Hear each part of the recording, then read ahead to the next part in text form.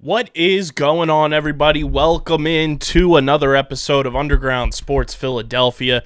It is episode number 421 with your boy KB coming at you with a Sunday night solo dolo show. And for the very first time on YouTube. What is up, YouTube? We are live. Thank you guys for all of the support leading up to just a wild ride that we've had trying to get to our 100 subscriber threshold that we set for ourselves as a company to really just see the interest. We wanted to see who was ready to rock and roll with us. So we are officially on YouTube, and this is the very first episode going up on the YouTube. So thank you guys for showing out and supporting. It was very awesome to watch that 99 tick to a 100. So what's up, YouTube? It's Underground Sports Philadelphia. For those of you who don't know me, for our new YouTube demographic, I am Kyle Bennett, aka KB. I'm the founder and CEO and host of Underground Sports Philadelphia and our podcast network, our digital media company. And we talk Philly sports like no other on this show. And you're going to see on our YouTube channel every single podcast we have on our network available, ready to rock and roll. So let's get into it. What's up, YouTube? What's going on, everybody? Welcome in to Underground Sports Philadelphia, episode number 421. It's your boy KB with a solo dolo Sunday night show. We got a lot to dive into, from the Phillies, the Sixers, the NHL that I just had like some sort of brain recognition with as their season continues to roll on. And we're just going to talk a whole lot on this Sunday solo dolo. But before we get started, be sure to follow us on the socials at UndergroundPHI on Twitter and Instagram. You can follow me on Twitter at KBIZZL311.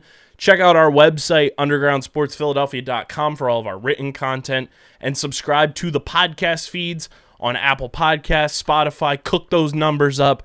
If you leave podcast reviews, Spotify or Apple Podcasts, well, Apple Podcasts, the only one that has reviews, we'll read those reviews on the show. But help us, get back on those charts and help more people find the show, because that's what the reviews do. It plays with the algorithm, and more people find the podcast, the more reviews that come through. And of course, subscribe to the YouTube channel. Come through. We are looking to build this YouTube channel big time, so subscribe to our YouTube channel.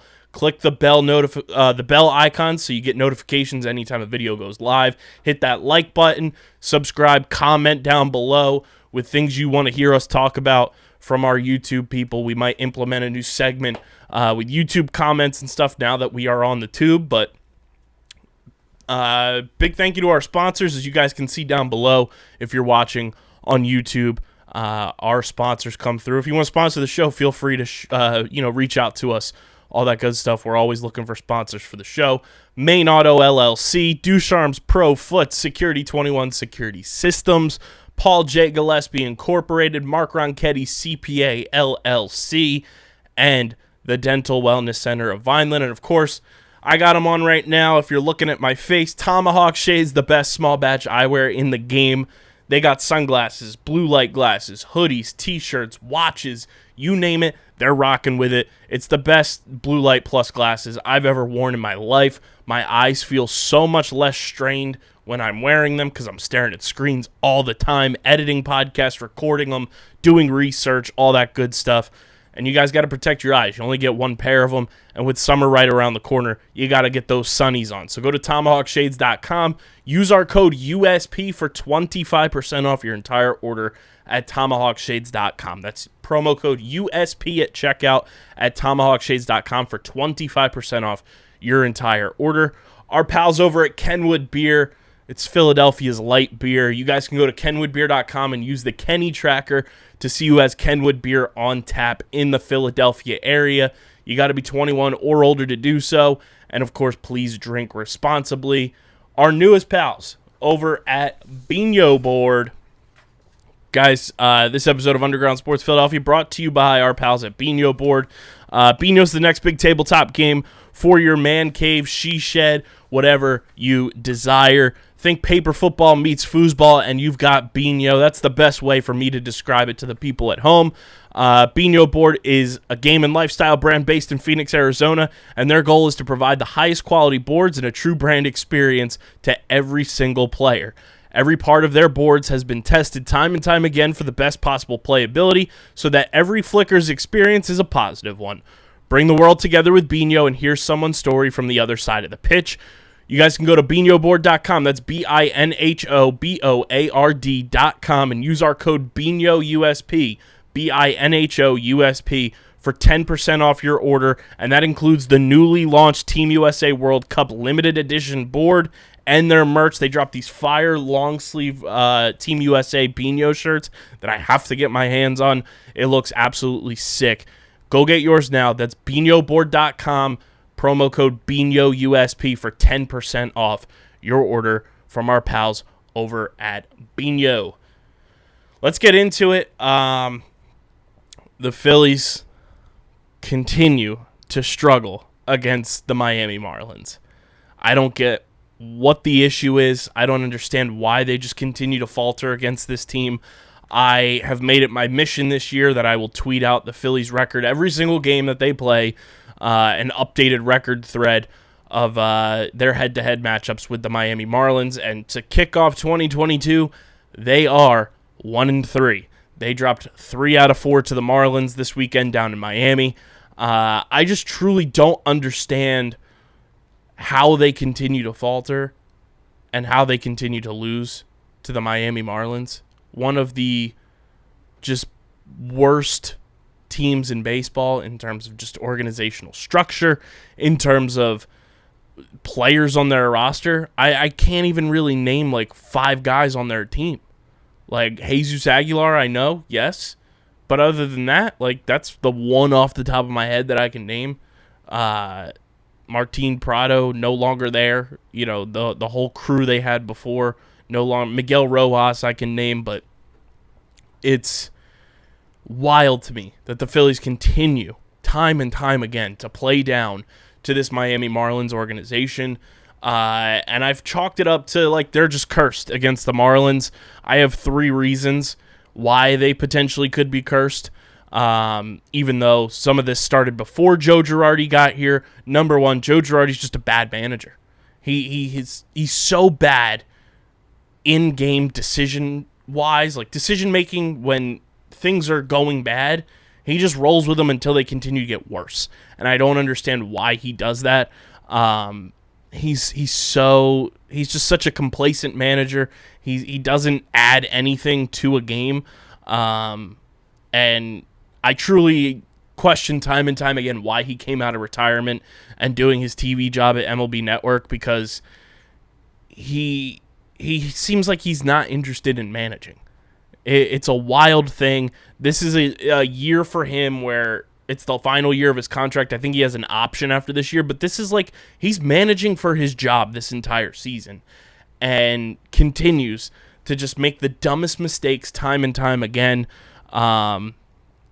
Throughout this entire series, including keeping Zach Wheeler out there today for as long as he did. It was obvious from the jump Zach Wheeler did not have it. I understand trying to go, at least 2 innings with him, but when you see Zach Wheeler struggling, walking guys consistently, giving up big hits, it was just time to pull him like right when the going got bad. And he tried to roll it out there again. He loads the bases. The Marlins continued to score runs.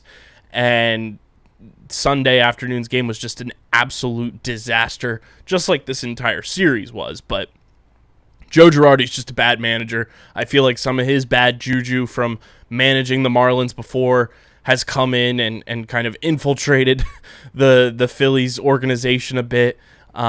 But that's no excuse, because even back when Gabe Kapler was the manager of the Phillies in 2019, they went 9-10. So I'm pretty sure Gabe was the manager in 2019, because he was here for at least 1 year of Harper. I could be misremembering, but I'm 99% certain he was here in 2019. Let's see, Gabe Kapler Yeah, Gabe was here 2018 and 2019, and Gabe went 20-18 in his 2 years as Phillies manager against the Marlins, where right now Joe Girardi in 2020 in the shortened season went 3-7. Right now they're 1-3, so you do a little quick math there. That's 4-10 plus 9-10 in 2021. That's 13-20. It's not good. It's not good at all. 7 games under 500 in your career as the Phillies manager against the Marlins is an unmitigated disaster. So I am putting a lot of blame on Joe Girardi for the performances against the Marlins. I mean, he's been here for 3 years now, and you're 7 games under 500 against the Marlins this decade. It's absolutely preposterous. The other thing I'm looking at here, since the Marlins expanded into Major League Baseball in the 90s, the Phillies have flip-flopped records of winning record, losing record with the Marlins as the decades go. So in the 90s, the Phillies went 52-34 against the Marlins. In the 2000s, they went 89-92, which was kind of salvaged a bit, during not even really during the run. The Phillies had great records against them in 05 and 06, where they went over 10 wins each, and in 2001 they went over 10 wins, but those were really the only times.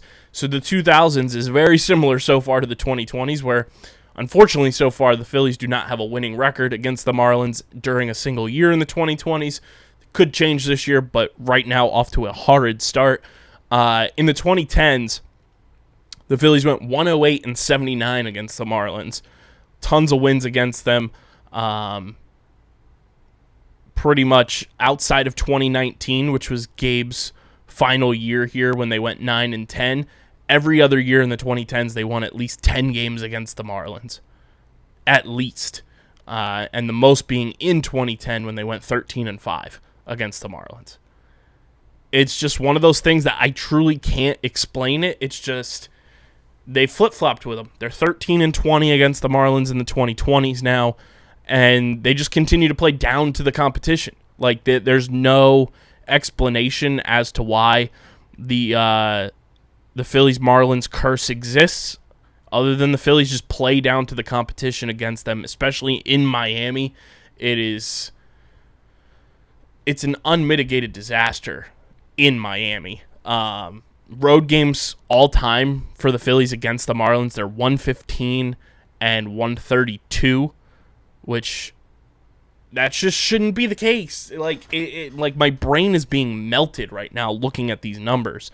And numbers aren't everything, obviously, but looking at the records and trying to just explain what the hell goes on with the Phillies against the Marlins, to be, 17 games under 500 against a team that has only been around since the 90s, almost as long as I have. Yeah, the Marlins came into existence in 1993.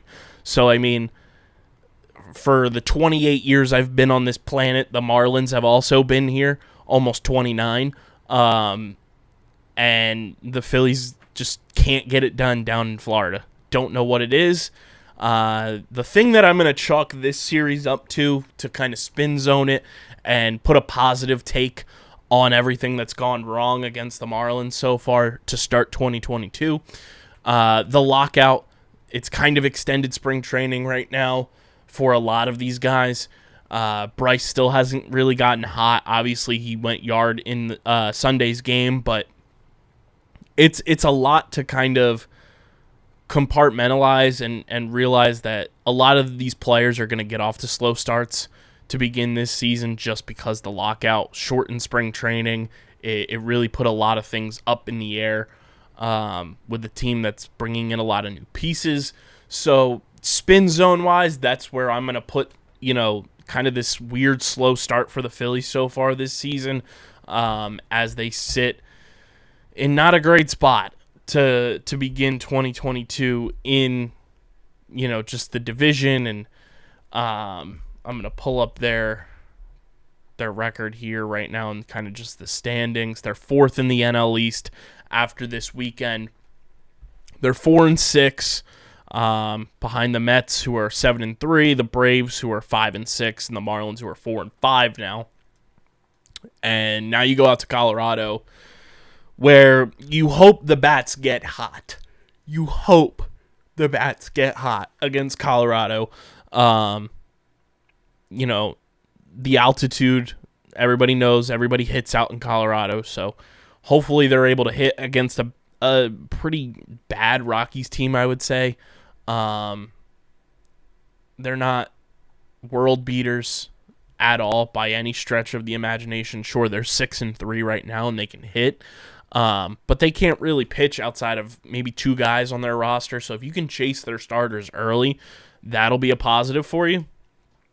But the Phillies really need to figure some things out, and it's a lot on their hitting. The hitting has really struggled this year, to say the least, and that's where they really need to figure a lot out as this month of April progresses, because, you can talk about it still being early and everything, but these games matter when it comes down to it. And over the past couple seasons, the Phillies have been fighting towards the end of seasons to really stay in the playoff hunt, and they've been unable to do it because you look back on April, May, where there were these slow starts or these collapses, and that's kind of just what the Phillies' MO has been for, I'd say, since 2018. That's been the MO, and you can't have that as an organization. So that's what I'm chalking up, kind of just my first initial takes here through 10 games of this Phillies season. It's a lot of head scratching, but it's also a lot of, okay, it's still a little early. It's still kind of that extended spring training. So I'll pump the brakes a little bit, but it is a bit concerning that this offense hasn't really gotten rolling outside of a couple games. And some of that, I think, goes on Joe Girardi for not playing a consistent lineup multiple days in a row, and also continuing to play guys that aren't doing as well as opposed to some of the guys that are, like Alec Boehm, who's hitting like 700 to start the season. Why he's not in the lineup consistently, I understand his defense isn't great, but hey, the universal DH exists. Let the boy hit a little bit. Let the kid, take some swings and continue to progress as a hitter, because that's his most valuable asset. And when he's hitting the way he is right now, let the guy play. Let the kids play. Alec Boehm should be in the lineup as a DH or third baseman, no matter what the defense situation is, as often as you can. Because right now, he's on a hot streak that we haven't seen from him in his career, and you don't want to waste that. Get Alec Boehm in the lineup, Joe Girardi. Stop being a coward and play some of your best players, rather than defaulting to veterans who just aren't adding anything to this lineup. It blows my mind, and it needs to be fixed. Needs to be fixed, Joe Girardi. Let's figure it out. But we're going to play Matt and I's favorite game that you guys can also play on playpickup.com. Shout out to our incredible partners over at Pickup. It's the place to play the headlines, guys. You're playing the hottest headlines in sports. Prop bets and everything are so hot in the streets, and Pickup's doing it the right way because everybody can play it. It's free to play. All you got to do is use your phone number to sign up. Not even using an email. You're not going to get cluttered emails. And pretty soon that text-in feature is coming your way. I'm going to find more information about that in the coming days. But you guys can go to playpickup.com, start playing the hottest headlines in sports. You build up points on your fan profile for every prop you get correct. You're playing with everybody on the planet.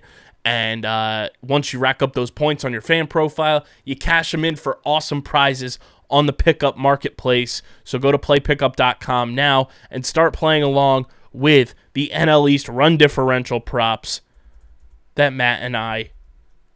it's so cool that we can, take bits from this podcast and turn them into props now with our homies over at Pickup. They are crushing the game. And you can play the NL East run differential on not just season long, like we've been doing, but you can also play it month by month. You can play for the month of April, play it for the month of May, June, July, August, September, October, hopefully. So I'm going to see who's playing the headline. Let's see. Here we go. NL East run differential. Worst run differential in the NL East. Best run differential in 2022. And then through April, all live on, and best through April. All live on Pickup's website, which is so cool. I really want to play these so badly.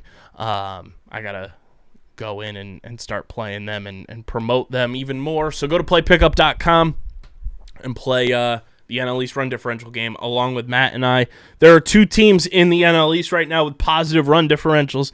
It's the New York Mets at plus 26 and the Miami Marlins now after this weekend at plus 2. The Phillies and the Braves are both at minus 9 and the Washington Nationals in the basement at minus 16.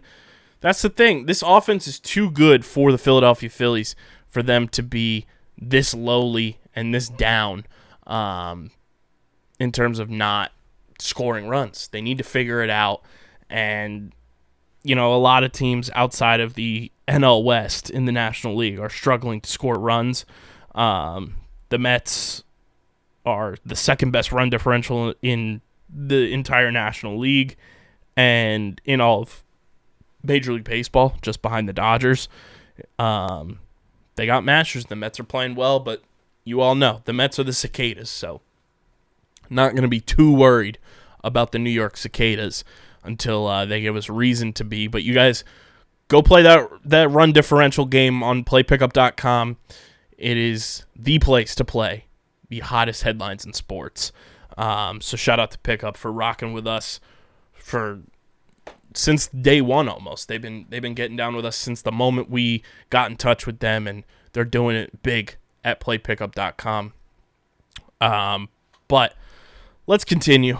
The Phillies have driven us crazy enough for this weekend. We'll see what they do throughout this week as they play not only the Rockies, but they also play this coming week, the rest of their schedule.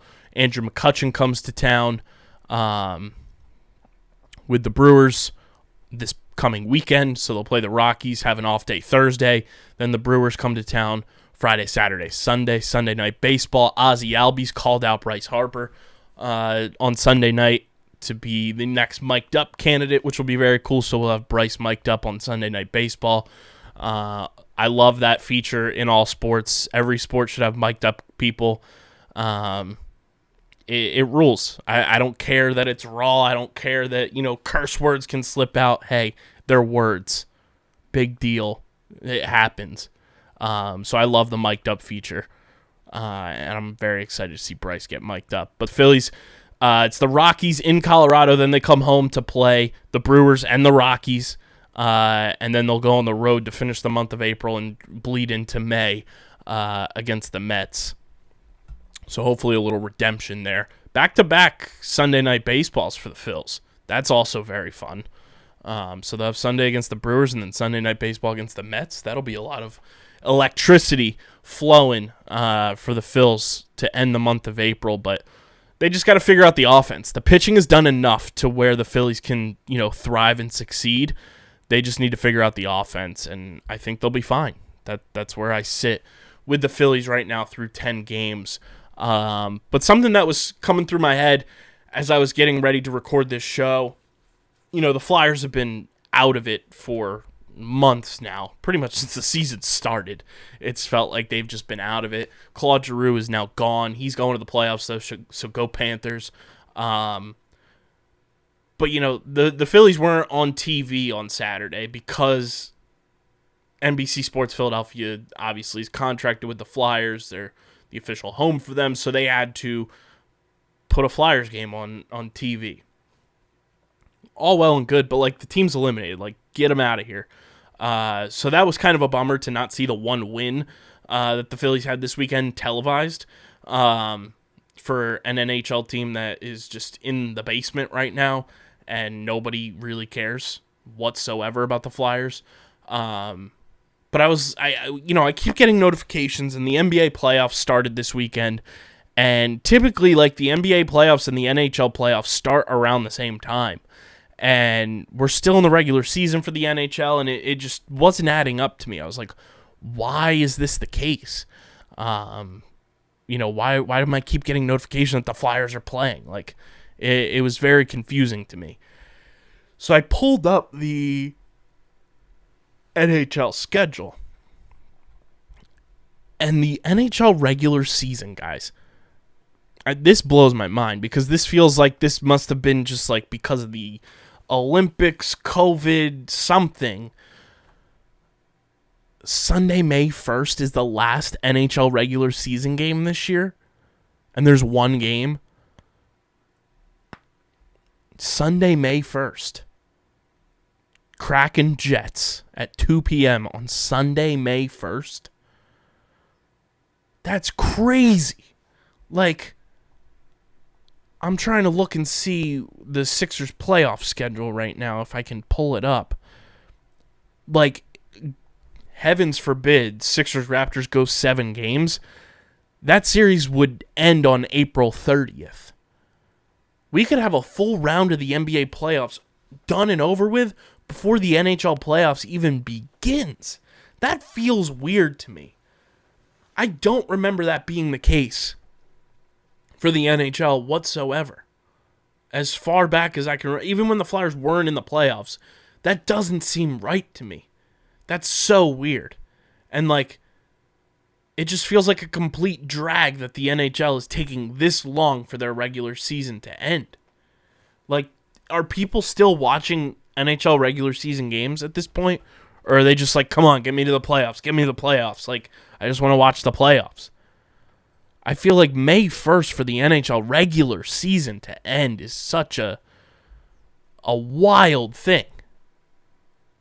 I couldn't believe that when I was just scrolling. It kept going and going and going. Like, we have like 3 weeks left of the NHL regular season.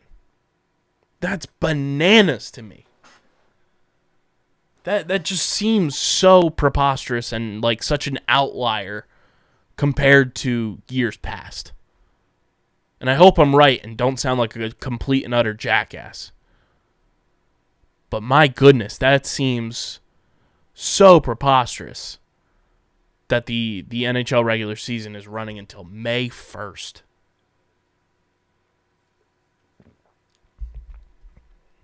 If the Flyers were in it, I don't even know if I'd still be paying attention in terms of just like sitting down and watching regular season hockey.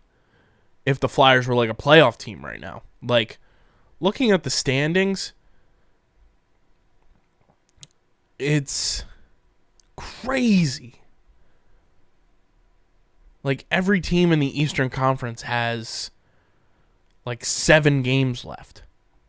Same with the West, obviously, but like anywhere from 5 to 7 games left.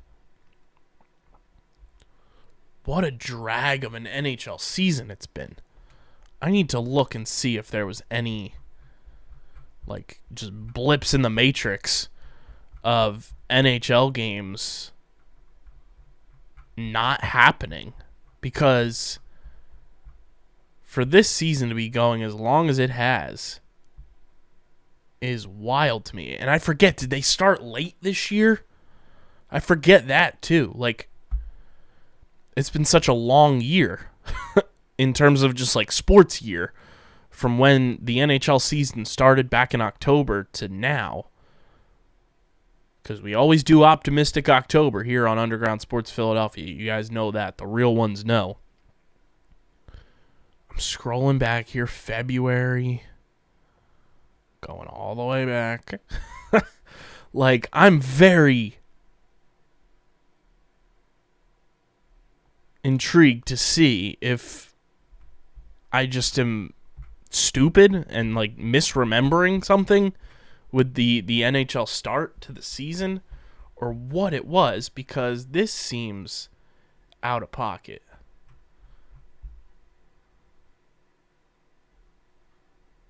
I probably could have just clicked on when the Flyers season started. We're in January. Like, did the NHL season not start until, like, November? Or December? I totally forget. I know we had a bunch of postponed games early on, like around Christmas. So maybe that's what's contributing to the season ending as late as it is. We're in December, early December of 2021 now. God, this is like doom scrolling to get up all the way here. So I don't want to pull it up on my phone to look up the NHL schedule. That just seems preposterous. Now we're in November.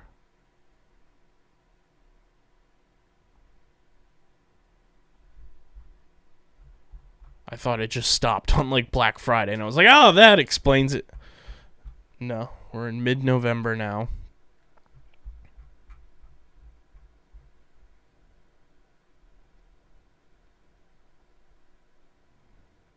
It has to be the Christmas pause that's pushed everything back. That's the only thing that makes sense. That's the only thing that would like add up in any sort of just like, okay, like here's the outlier because the NHL players didn't even play in the Olympics this year. Like it wasn't allowed.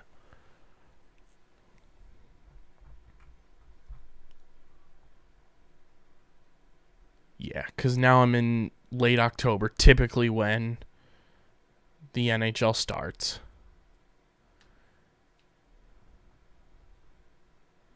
Or mid-October.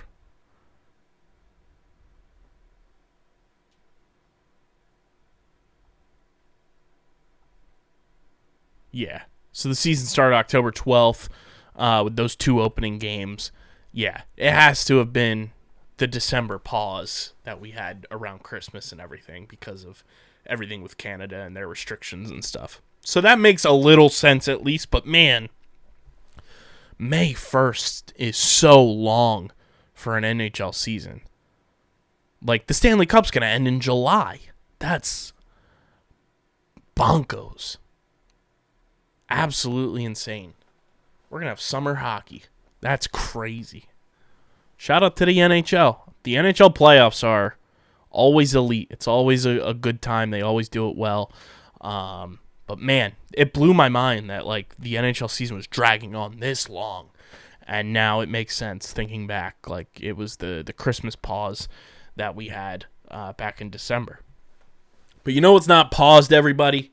Tyrese Maxey dunking on the Raptors' heads, and it's brought to you by the homies over at Trophy Smack. You guys have seen them on Shark Tank. Absolutely awesome humans over at Trophy Smack. They're the best. You want customizable trophies, belts, rings for your fantasy league to take it to the next level. You want to feel legit. You want to feel like you're bringing home a Lombardi trophy, a Stanley Cup, a WWE belt, getting one of those Super Bowl rings. That's where Trophy Smack comes in. Make your fantasy leagues legit. They have customizable toppers and plaques for their trophies, interchangeable so your winners take home those toppers. Your trophy stays the same, and then boom, every year you get a new topper. I think that's one of the coolest things that I've seen in the fantasy sports realm in a very long time, and Trophy Smack does it the right way. They've got every sport under the sun, from football, baseball, hockey, basketball, golf. You name it, they got it. Go to TrophySmack.com. Use our affiliate link. It'll be linked in the description on YouTube and in the podcast notes. So make sure you use our affiliate link at TrophySmack.com. Help support the show. Help support the gang here. And take your fantasy smack talk to the next level by getting those upgraded, beautiful trophies from our peeps over at Trophy Smack. Tyrese Maxey is a gift from the gods. Shout out to Mike Muscala. We say it a ton on this show, and I think, as we progress through these playoffs and have progressed through the season, he was on the ballot idea for the Underground Sports Philadelphia Hall of Fame this year, but he didn't quite make it. I'm convinced full-heartedly that Mike Muscala will be on the Underground Sports Philadelphia Hall of Fame ballot and will get inducted this year because Tyrese Maxey is just an absolute rock star. 38 points in the first game against the Raptors. Absolutely took over. Looked like he had been there for a decade. And by there, I mean the playoffs. Joel Embiid was phenomenal. James Harden was great. Tobias Harris looked fantastic. And the Sixers did the goddamn thing against the Raptors, and they won 131-111. Tyrese Maxey is just, he's a treat, man. Tobias had 26 points in this game. Joel Embiid had 19 and 15. James Harden had 22 and 14 assists. And Tyrese Maxey with 38 points in this game in 38 minutes. Averaging 1 point per minute. Just an absolute joy. He's fantastic. Wore an Allen Iverson jersey walking into the game. This was one of the most complete and most well-executed games I've seen the Sixers play, especially in the postseason, in a very long time. They looked like a well-oiled machine. They got the Raptors in foul trouble early. Fred VanVleet, 30 seconds into the game, had 2 fouls to begin. It was awesome watching Tyrese Maxey, watching the energy and the electricity in the Wells Fargo Center go absolutely bananas. Kate Scott had one of the funniest and just incredible lines that I can remember from a broadcasting standpoint. I'm going to pull it up here so I don't butcher it because it was that good. Shout out to Kate Scott. She's an absolute rock star. Quote, "Are you kidding me? Tyrese Maxey from Chestnut Hill." What a call on that three-pointer from Tyrese Maxey by Kate Scott. She's such a joy. Her energy just, it goes everywhere when you watch a game that Kate Scott's calling, and she's fantastic. And now the Sixers have an opportunity in front of them to really command this home court advantage with 3 guys from the Raptors out injured. I'm going to pull it up here because I don't want to mess up who it is. Nick Nurse confirmed this.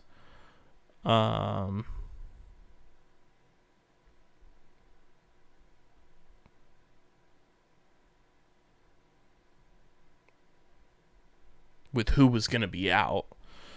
And let's see here. So the Raptors announced that after MRIs, Scotty Barnes has been diagnosed with a sprained ankle, and Thaddeus Young has a left thumb hyperextension. And then Gary Trent Jr. with a non-COVID illness. All 3 of those guys for Monday's game 2, doubtful. Those 3 guys are out, more than likely. Pretty much is what that means. So with 3 guys that played, especially Scotty Barnes, playing 32 minutes in this game. That's big time for the Sixers in terms of just, being able to take advantage of the situation in front of them. You never want to see guys get injured. So hopefully those guys, get back soon and are healthy and ready to rock and roll. But those are 3 guys that, especially, Gary Trent Jr. played 26 minutes in game 1. Scotty Barnes played 32. Thaddeus Young played 6 off the bench. But now the Sixers are really making the Raptors have to play kind of an internal chess game with themselves with how they're going to, utilize guys off the bench and insert guys into the starting lineup for Scotty Barnes and Gary Trent Jr., and you just got to take advantage of that. You got to continue to perform at this high level that you're playing at and go out and execute your game. Don't get too cute. Don't get too, detailed in terms of just trying to force things. Let them happen and go out and play your style of basketball and dominate a Raptors team that you dominated in game 1, and then get ready to go to Toronto because you're going to be down Matisse Thybulle in games 3 and 4. which I wouldn't be shocked if the Raptors get one in Toronto, if not both. It wouldn't shock me. They're still a very good team. They still have very good players on their roster that aren't injured. So you really have to go in and take advantage of the games at the Wells Fargo Center, because once it flips to Toronto, you got 2 games up there, and then you got to come back here. I'd much rather the Sixers win in 5, or in 4. Go win in Toronto for all we care. But if you do have to bring it back for another game at the Wells Fargo Center, just make sure you take one in Toronto. Steal that home court advantage and wrap it up at home, because that's what it's all about. That's what you got to do. And the Sixers team, they're very exciting. Like Matt and I have said, we think their ceiling is still a championship. And, we got Boston and Brooklyn battling each other. That series, after watching what happened on Sunday, looks like it could go 7 games, which would be great. Chicago and Milwaukee were battling each other. Don't know if that series will go 7 games, but who knows? But right now, the Sixers looked like the most dominant team so far against their opponent. And you just hope that continues. And you hope that Doc Rivers doesn't, get in his own head and get in his own way. It was really nice to see Paul Reed play in this game as the first big man off the bench rather than DeAndre Jordan. And it proved to work because Paul Reed was a positive plus-minus in his minutes in for Joel Embiid. And you handled business. And that's everything we've been begging for from this Sixers team and from Paul Reed. Not from Paul Reed, but in terms of getting Paul Reed playing time and being able to execute as a bench unit. DeAndre Jordan just wasn't it. And I hope Doc Rivers realizes that and continues to play Paul Reed in those situations, because he was not bad. Was he good? No. Was he great? No. But he was serviceable and he was fine. And Tyrese Maxey being mic'd up needs to happen more and more.